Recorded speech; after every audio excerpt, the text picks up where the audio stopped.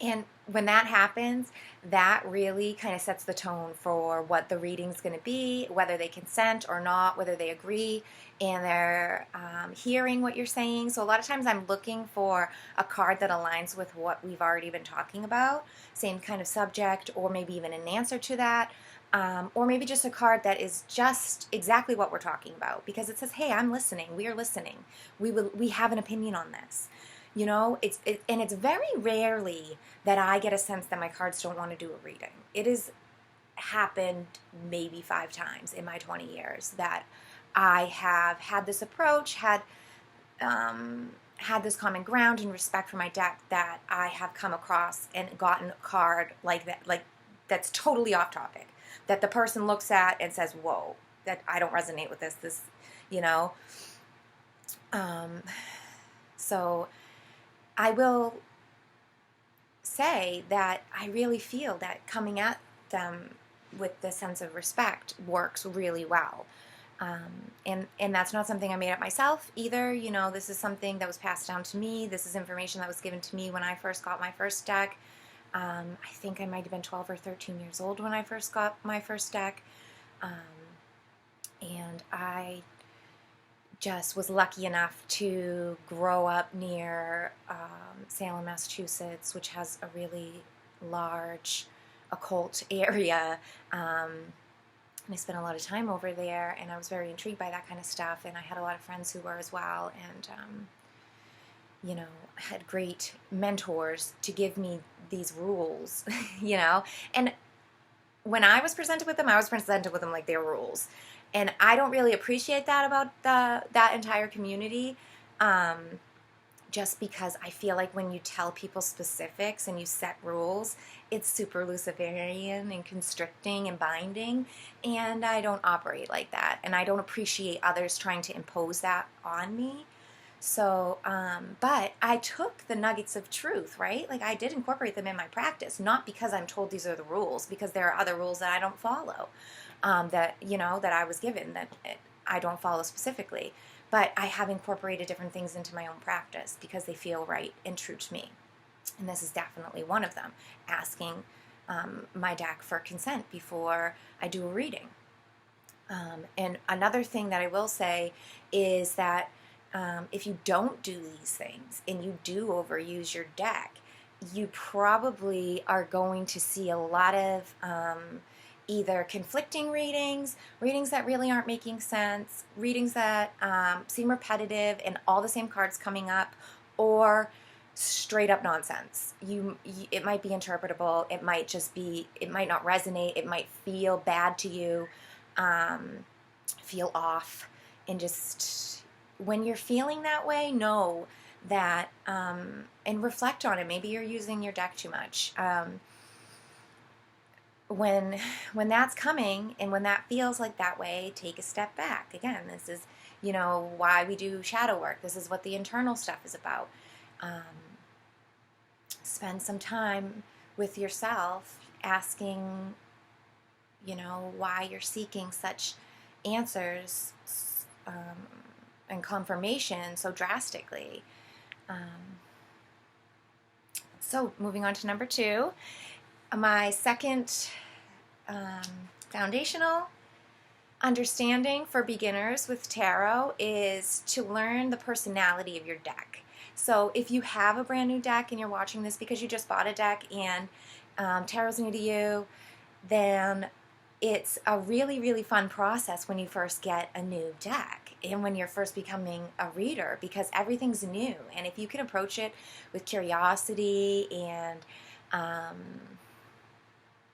like creativeness and sort of with a general seeking, then you're going to be pleasantly surprised. And also you're going to get little impulses, little insights popping through, and go with those, relax into that, you know, and allow your cards to show how they feel and what kind of personality they have. This can be something that sounds a little difficult to understand, maybe, especially if like you're new to divination or to intuition work, anything that's kind of like tapping into your intuition to do it. This is why getting in the zone and setting that ground in the first place with your practice is super helpful, because you get into that chill zone, that Zen mindset, to where your brain slowed down, you're able to get these incoming messages easier. Remember, you're like an antenna. We are all these beautiful receptors of source and information, and when we're doing divination, we're pulling that information not only down maybe through source and through the connection of the ether and the Akashic records and all these conscious collective kind of things in the ethos out there, but also we are tapping into that conductor of the tarot deck, and that adds a little bit of momentum and spin into the knowledge and into that intuition power, where messages can really start to come through. And relaxing into that and letting yourself feel it and go with it is really key to becoming a good reader and enjoying while you're reading and enjoying your divination practice, or enjoying your tarot practice, because it can almost be overwhelming. It can, especially if you're only slightly interested in it. It's like learning anything new. There's a mountain of knowledge behind it, and being a beginner at that threshold can be nerve-wracking. It can seem like, oh, I could never get this, or oh, it's just too much. And again, many people have an idea of what you should be using tarot for, getting out of tarot, or what the definitions of cards are, what the decks mean, all of these things. Like, you can go through all of that stuff for yourself. You can look at references, you can hear other people's opinions, you can go look at websites. I have a ton of things on tools on divination, and I've done all of these things myself because I love research. I love hearing other people's opinions. I love collecting information. That's personally me. Other people do not. If that's not your style, you don't have to do that to be a tarot reader, because tarot is tapping into intuition. And if you can work with that and you can get the conductor of divination going, then you will hear the meanings, you will see the meanings in the card, and you will be able to give your readings using that connection instead of tapping into knowledge and knowing this card means that. And, somebody said that this card means this, and, this certain suit, so it must mean this. And that's valuable information, and I personally have built my tarot knowledge off of a firm foundation of, the elements and numerology and the flow of life, and I definitely use classic meanings as well. So I don't want to choose one side or either. I'm just saying, don't feel like you have to learn by the book in order to become a reader or to get started reading. You really don't.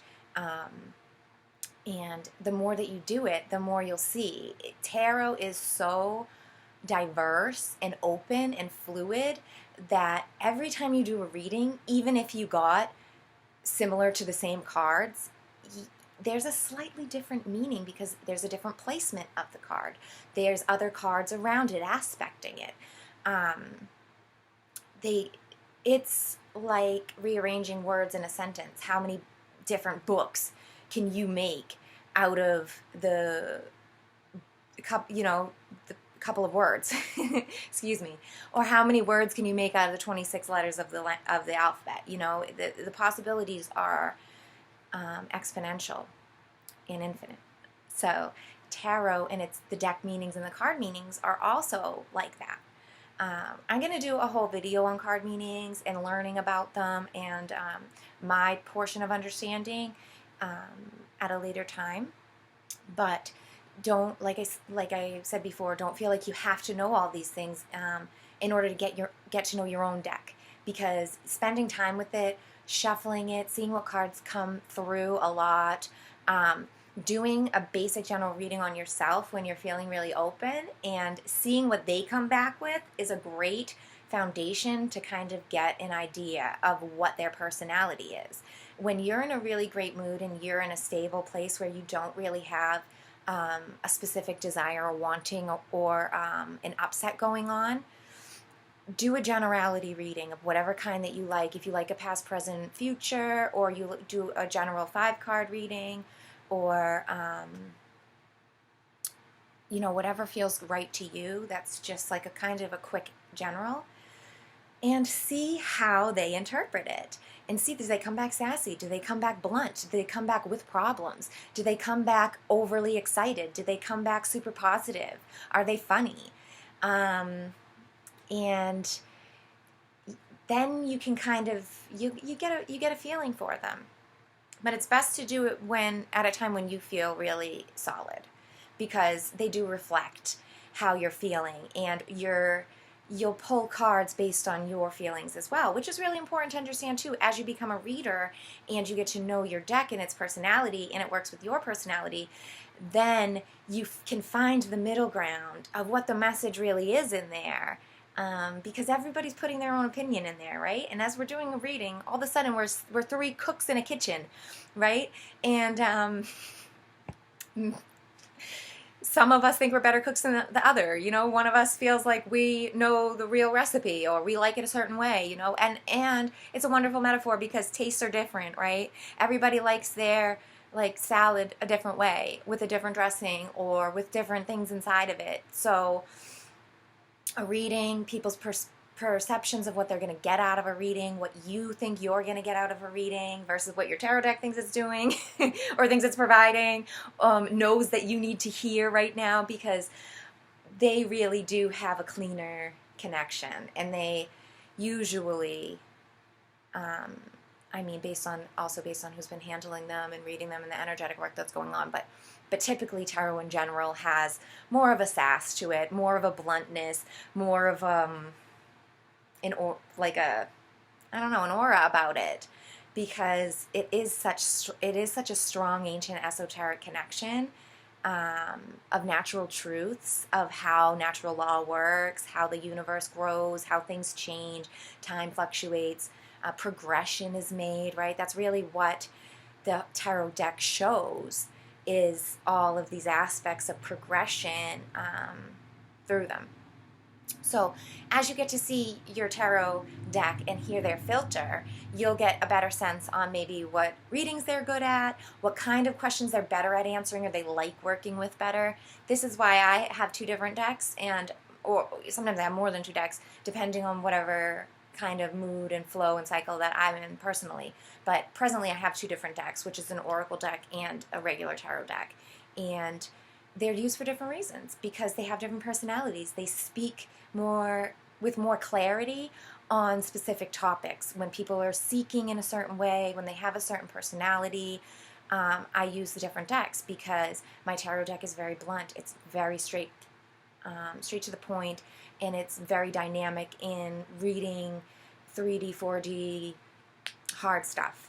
But my oracle deck is wonderful at tapping into the more creative side, the magic side, the soul essence, when people want to find their gifts and their creativeness, when you want to seek higher 5D understanding and work with elementals too, because my oracle deck is a fairy deck, and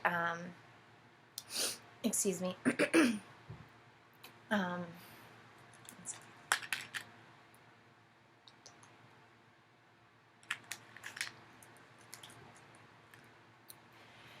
And so it connects the elementals and source, and it's just it's a whole different avenue of type of reading, type of people who connect with that for different reasons, and all types of decks. I had an angel oracle deck for a long time, which I still have, but I don't have with me presently. But and that deck had a beautiful energy of its own as well.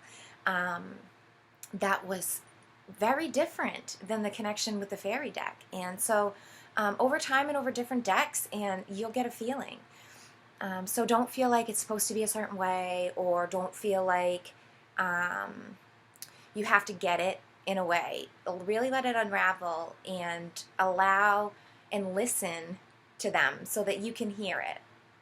The final thing, because I didn't want to make this video too long, I'm going to try to wrap it up. The third thing that I'm going to talk about for beginners with care and working with your deck is how to close a reading, how to cleanse your deck, how to put it away, and how to clear it if you need to, or if you feel like it's been overused, it's been infringed upon in some kind of way, because that can definitely happen. And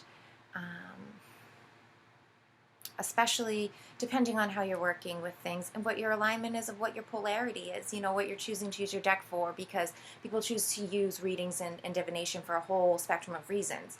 So again, like I said from the beginning, I choose to use it as a spiritual divination, as a connection to source, and as a seeking on a positive path for soul evolution.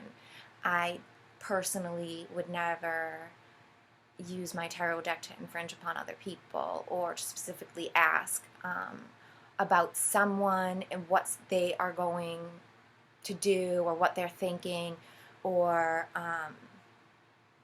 you know, base a reading off of another person.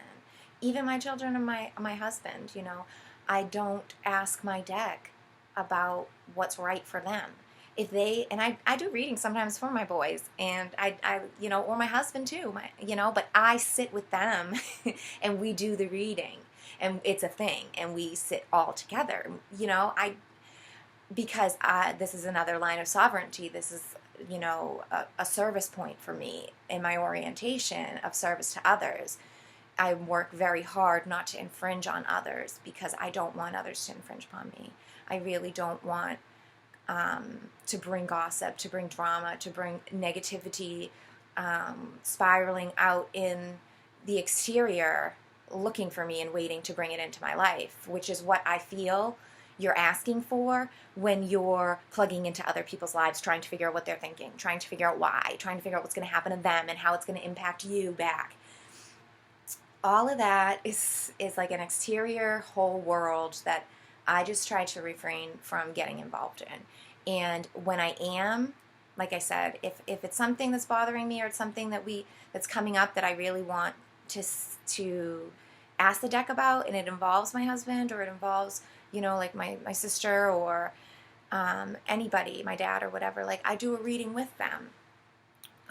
Because it's more respectful, there's a common ground to it. It's not invasive, it's not manipulative or deceitful, which is kind of where I feel the intention comes from when we're seeking information about others behind their back. I really feel like it's kind of a manipulative, deceitful tactic that I personally try my hardest to never practice. And when I catch myself getting pulled and anchored into things like that, and I notice that I'm doing that, I most certainly try to just pull myself right back and say, I do not consent to that. I'm very sorry, you know, and I just try to move on. I try to get inside. Actually, I really try to move on by doing inner alchemy, and I don't want to get caught up in all my shadow work practices and all that. But this is the point where I turn into the referee, and I start to have internal conversations with myself and inner child, or whatever is going on, whoever is having like an ego moment. But anyways, back to the final third thing here, before I get too sidetracked, which is clearing and cleansing. First and foremost, every time that I'm done with a reading, I thank the cards, and I also always ask that person who I did the reading for, first I ask them if they need any further clarity, and if the cards would like to give any confirmation. I almost always do a confirmation card at the end. I almost always ask my deck for confirmation, and like it knows that. So when I'm wrapping up on a reading, I can always feel like the confirmation card like coming through, because they know I'm going to ask, or they know that the reader has some final inquiry too. So kind of leaving, as soon as you're coming to the close of a spread, if you do a spread, which I'll get into spreads after, but that also goes into setting the foundation in learning to work with your decks. I personally prefer to use spreads. Mostly, I do sometimes a vague card reading, but I really refrain, and I don't personally resonate at all with people who ask a question, flip a couple cards, just say what the cards say, and then ask another question, and then flip it through and keep those cards, and then put them back in the deck, and then just ask a random another question, and then throw a couple down. Or throw a couple down and they don't like what the deck is saying, and so they ask more, or they ask for a different way and they just throw more down, and no pattern and no structure. And maybe it's the Virgo in me. My moon's in Virgo. And I love structure, but I feel like a deck divination, because it is so general and it is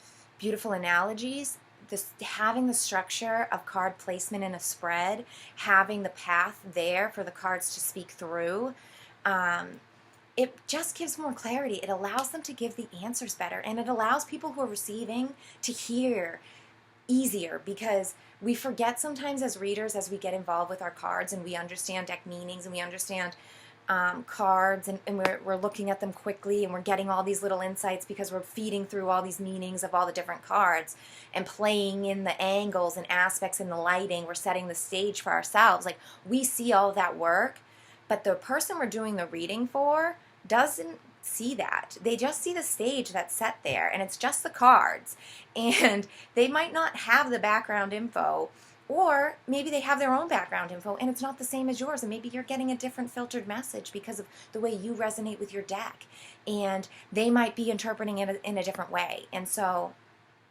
allowing time when the reading, this is why I always do a spread. And when you're getting to the end of the spread, you know you're coming to the end of the reading. And so whether you choose to do a spread or not, when you feel like you're getting close to the end of your reading, I try to move the vibe and the frequency into a confirmation mode, into a wrap-up, and try to get the cards to confirm we're closing and that nothing's missed. Also, I ask the person if they have anything that's unclear. Do they have something they'd like confirmation on? And if they do, I'll pull a card, 3 cards, depending on what's going on with them. And then as soon as that, I never keep it going, because you can always keep it going, and it can get exhausting, and the cards can only say something in their voice and in the way that they're speaking at the moment.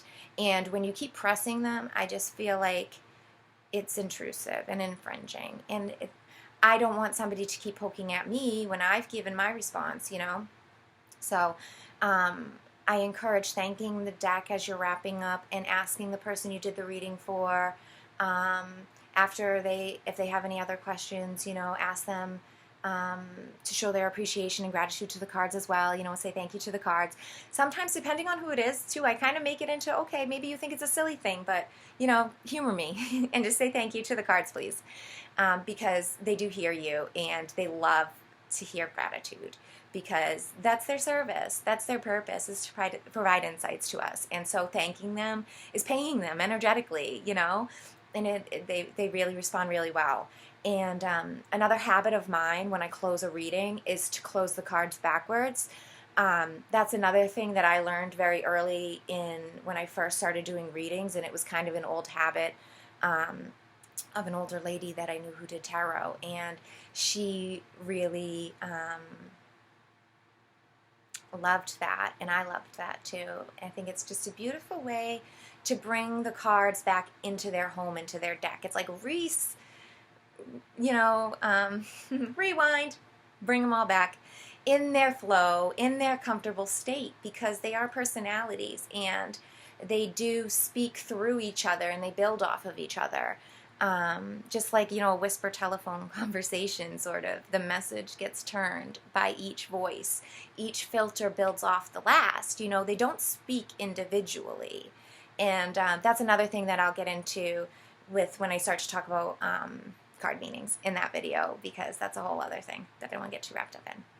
But yes, so once you're closing and you've thanked them, I rewind, I put them in, I give them a last thankful shuffle, and I personally wrap my cards in a string that is special to me, and I wrap them in a sack, which is also special to me, And depending on who I've done the reading for, I might do incense like a Palo Santo clearing. But generally, I just thank them, I close them with gratitude, and I put them away. For clearing, I do when I feel bogged down or I feel the right time. Usually for me, it's a seasonal thing because I'm kind of a seasonal body. Yeah, go with what reflects you, right? Because our decks are kind of like mirrors of us. So when is the good time for a cleanse for you? When you feel a detox is in need, when you're starting to feel bogged down with your energy, I would say cleanse your deck. Or if you feel infringing things, if you feel like anchors or entanglements that have hung on after a reading or before a reading, especially, that can come in. Some intrusive things can come in before readings with people. And when you're feeling that, it's very important to go and cleanse them. Circle of salt, moonlight, crystals, sunlight. It's up to you and what you like to do. Palo Santo, sage. Yeah, I personally usually do a circle of salt on a full moon, and I do crystals in between. I do a Palo Santo once in a while. But yes, I don't cleanse them. I don't cleanse them after every reading, and I don't follow a specific structure either. I do them when it feels like it's necessary. And I also, the same thing, it's about feeling and getting to know the personality of your deck. Sometimes when you're doing, when you take them out and you get to shuffle them, you can feel like, ooh, they feel like rough, bogged down. They're sticking, they're heavy. Or also if they start to, you start to really question the messages that are coming through, or you're using them a lot, I would definitely do like a more consistent cleansing if you're really using them a lot.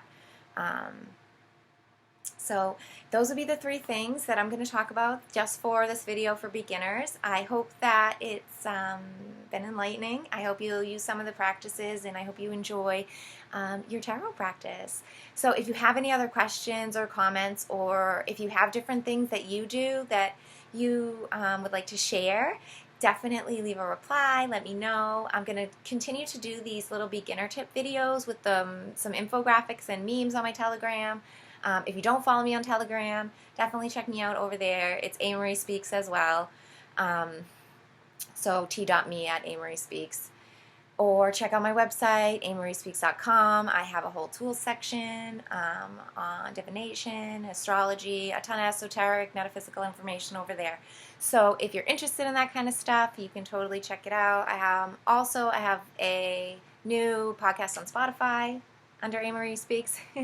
So if you're interested in listening to topics about introspection, spirituality, happiness, I'm over there as well talking about that. So until next time, I hope you enjoy your tarot. I hope you got a lot out of this video, and I'll see you around. Bye.